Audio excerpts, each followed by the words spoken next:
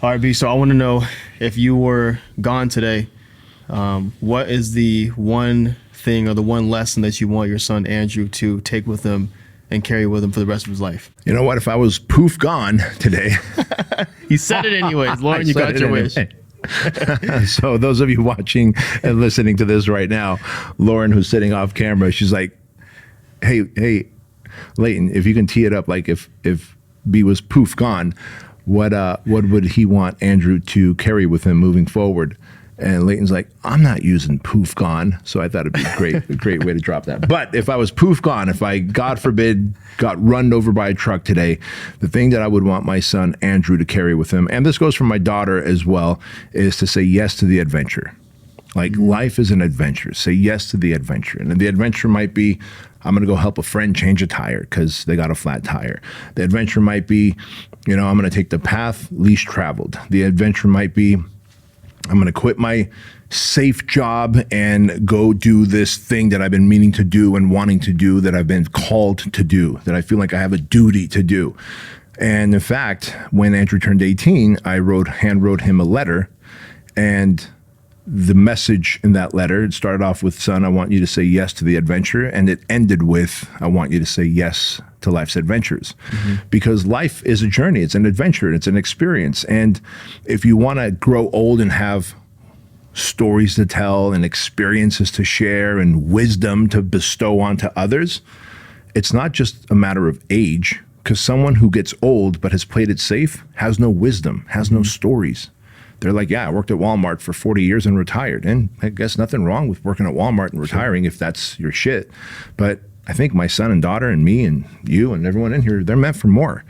And so I say yes to the adventure. And when you do, you will also deal with adversity and setbacks and challenges, and you'll be tested. Right.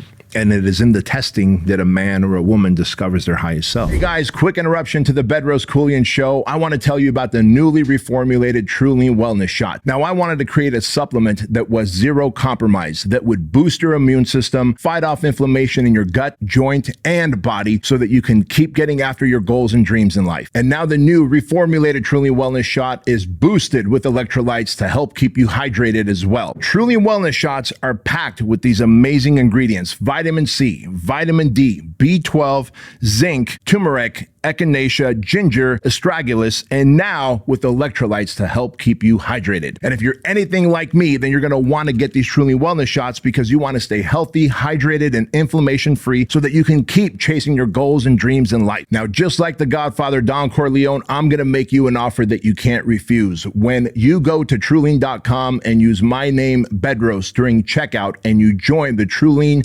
Tribe subscription club, you will not only get 50% off your 30-day supply, but you'll also get free shipping. And it comes with a 30-day unconditional money-back guarantee. So for any reason you don't like the TruLean Wellness Shots, and we have yet to meet anyone who doesn't like these awesome products, then just let us know and we'll give you a full refund and part ways as friends. Go to TruLean.com, check out the Wellness Shot, use my name, Bedros, and get 50% off when you join the TruLean Tribe. You get free shipping, 30-day money-back guarantee, and I promise you're going to love this product and you're going to tell all your friends about it. Now back to the show. Where does that come from for you? Like, is that from a book, a movie? Like, what kind of, obviously your life is an adventure. Like, you've done your 6-week challenges, I think speaks to that alone. Yeah.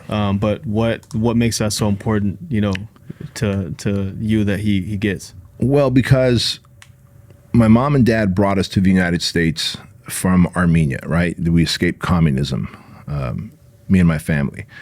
And they're like, dude, you can become anything you want. Like, America's a great country, an opportunity is available to you to do whatever you want. You've got the freedom. No one's going to stop you.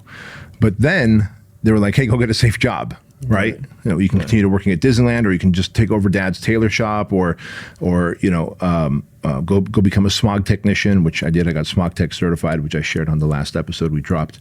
It's boring. It's boring. And I realized, like, I could do all that and all that. Like, I've always had a high level of self-awareness.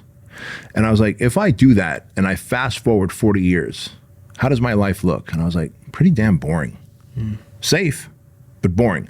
No different than when a lion is plucked from the Serengeti and put into a zoo. Now, the lion that's still in the Serengeti probably has a shorter lifespan, because jackals, hyenas, other lions are trying to kill him.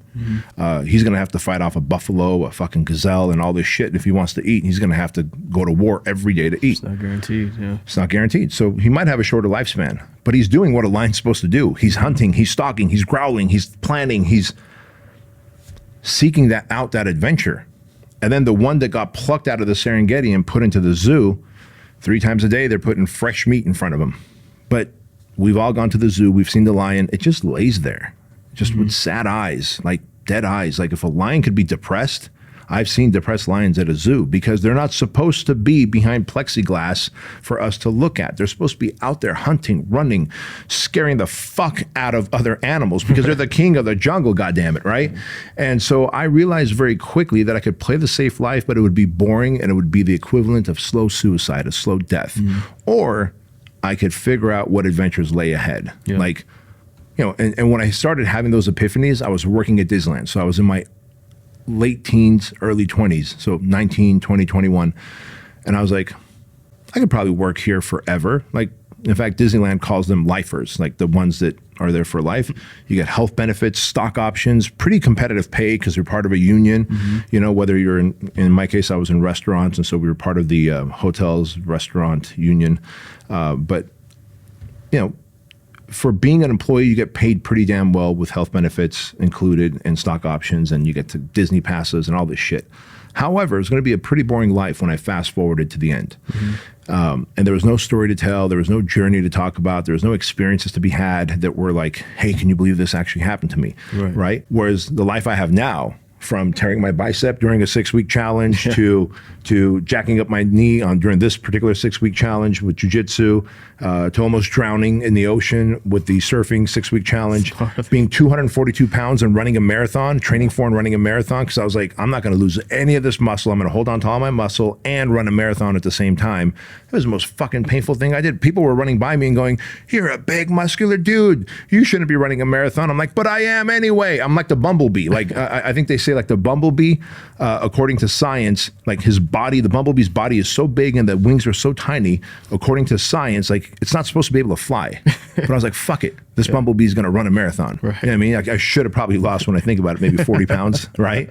And then run the marathon. The point I'm making here though is like, I've got such stories to tell and experiences that I've had. And with time, it's given me wisdom. And so if you have enough self-awareness, you can fast forward to your life and go, the safe route is going to make me that lion behind the plexiglass that's fed 3 times a day. Yes, it lives longer, but it lives a life of slow death. Right. Or I could be the one that's hunting, growling, chasing, stalking, planning. And I may not live as long as the one behind plexiglass at the zoo. But boy, do I have some stories to tell when I go to lion heaven. Right. It kind of reminds me of both the story about what your parents told you to do, as far as think about you could be anything, and then the same thing in what you put in the letter with Andrew. It kind of reminds me of, or makes me think of, the fact that parents tell their kids to use their imagination. You can be whatever you want. Imagine, whatever it is that you want. But then some age or some time or some experience, they kind of kill that for their kids, and they stop even allowing them to use their imagination. Be realistic. I've seen or heard so many different friends who've told me, their parents, like, oh, be realistic. I don't know if you can do that, or that doesn't really make sense, or we don't do that. You know what I mean? Like, I don't know what your thoughts over there, but it sucks, when you stop using your imagination. And bro, Steve Eckhart says this best at the project. He says, I've learned how to parent my kids from my dad. But then when you're there, and you've been to all the projects, when you're there and you hear him talk about his dad, how his dad was pretty much a drunk, never talked to him or his siblings, never paid attention to them, never took interest in them, was just abusive and vulgar with them. Well, he's like, yeah, I've learned how to be a great dad because of my shitty dad, because he just decided to do the opposite, right? Like, that's exactly what I've decided to do. And so it's not like my parents were abusive, but they wanted me to play safe because they felt like, I bet for them in their eyes, they're like, man, we took a big risk and brought you here. Like, that's risk enough. Right. From here, just go get a safe job with health benefits and stock options and like retire at the end. You'll get your, whatever, your annual raises, and you'll be fine. But I'm like, wait, you brought me somewhere where I could literally do whatever I want. My imagination is my limit. And so short of dying, I know that as long as I'm not dead, I could restart. If I lose everything right now, I could restart. And so, like, what a great story that would be. Right. A story of redemption, right? And so I chose to never limit my kids by saying, we don't do this. It's not the TruLean way. What if it doesn't work out? Dude, my son's writing music, and whether he wants to take the stage or produce the music like he does on the piano right now, or he wants to write the lyrics like he sometimes does, I'm like, son, I'm going to make sure I have enough time freedom that if you're on stage and you're traveling the world and you're doing a tour, I'm going to be the guy setting up the mic, the fucking wires, plugging it all in, setting up the fucking lights. Chloe, if you're going to have your own YouTube show and you're going to entertain humanity, I'm going to fucking have Ed teach me how to run the fucking lights and the camera, and I'll fucking run one camera while Ed, like, I want to be like whatever they're going to do. And if it all doesn't work out, guess what? We're going to go to the restaurant, we're going to eat our emotions away, and then we're going to go to the gym, and we're going to train, and we're going to figure out what the next fucking adventure is for you. Say yes to the fucking adventure, and what great stories and experiences you will have, man. I think it would be life-changing if more people did that.